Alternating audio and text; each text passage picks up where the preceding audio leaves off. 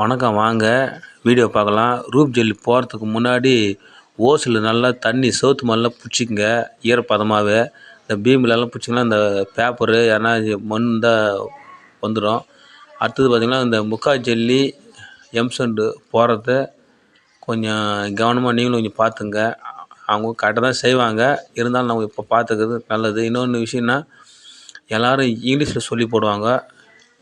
எங்களுக்கு இங்கிலீஷ் தெரியாது, ஆனால் நான் தமிழில் சொல்லி போட்டுக்கிறேன். ஏன்னா சிலதெல்லாம் இங்கிலீஷில் சொன்னால் கூட புதுசாக வீடு கட்டுறவங்களுக்கு புரியுறதில்ல. ஆனால் தான் நான் போடுற எல்லா வீடியோவுமே தமிழ் தான் சொல்லி தான் நான் போட்டுருக்கிறேன்.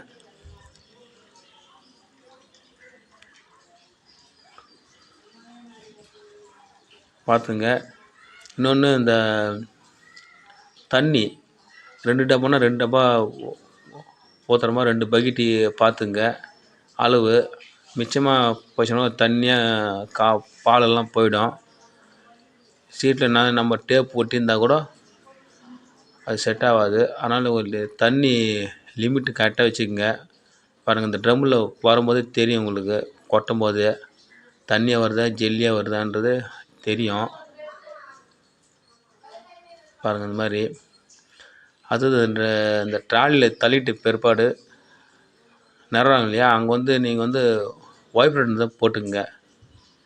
ஏன்னா தள்ளும்போது ஜெல்லி உக்காஞ்சிக்கும் கீழே, இல்லை பால் ஒரு தண்ணியாக இருந்தால் பால் தனித்தனியாக ஆகிடும். அதனால் தண்ணி கொஞ்சம் லிமிட்டாக போட்டு பண்ணிங்க. புல்லில் வச்சுன்னு இது மாதிரி நிறைவிக்கலாம். அப்போ இந்த படிக்கட்டு போடும்போது பார்த்திங்கனாங்க, அந்த முனைக்கு தட்டிட்டு பால் வச்சு டேப்லெட் போட்டுருங்க. உதிரி போட்டு தட்டி விட்ருங்க, காஞ்சிரும். அடுத்தது ரூப்பெல்லாம் முடிஞ்ச பிற்பாடு கொஞ்சம் பதமாக இருந்துச்சுன்னா இந்த மாதிரி ஒரு தொடப்பத்தில் கீர் போட்டு விட்ருங்க. அது ஏர் கிராக்கு மேலே இப்போ வெயில் ஸ்டார்ட் ஆகிடுச்சு. ஏர் கிராக்கு வந்தால் கூட அது தெரியாது, அதில் வராது, தெரியாமல் இருக்கும். வீடியோ பார்த்து ரொம்ப நன்றிங்க.